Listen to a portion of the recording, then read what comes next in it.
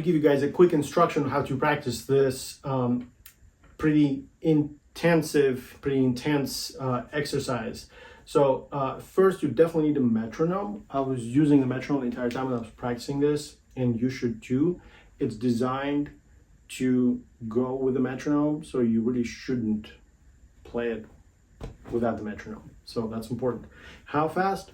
Well, that depends on you and how fast really your goals are.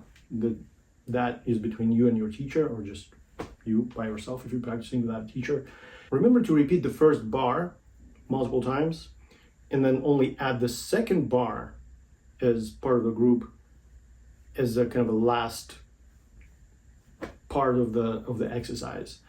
It's much easier to do it like that. So if you spend majority of your focus, say, I don't know, 70% of your cognitive capacity on the first bar, then adding the second bar is really not so hard once you kind of crack the code of how the exercise is structured. So that's my biggest advice. Focus predominantly on the first bar, and the second bar will be easier to figure out. Also, remember that don't just practice this exercise without having a clear objective in mind. You should be going after certain goals, like trying to solve some sort of problem when you're practicing this. Remember, there's multiple ways you can practice this. You can practice separate bows if you're working on synchronizing left hand with right arm, or rhythmical issues, or just, playing in tune, placing the fingers in the right places, right positions in on the G string. So that's also of concern for some folks. So depending on your goals, you have to kind of choose your battles and make sure that you're going into this understanding clearly what are you trying to do. So that should be pretty straightforward for you. And finally, remember to take constant breaks, because playing on G string puts a lot of stress on your body. And when I was recording this video, I also took a lot of breaks. So I'm sure you can tell I had to do a lot of cuts, stop, try again, stop, try again.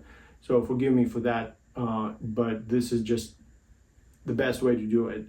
I honestly think you should do the same. So don't try to play the whole exercise at once, and don't try to play along with this video either. I don't think it's very helpful, but instead really focus on specific exercises and try to schedule them and suit them for your own situation. That would be the best case scenario on how to practice this particular exercise.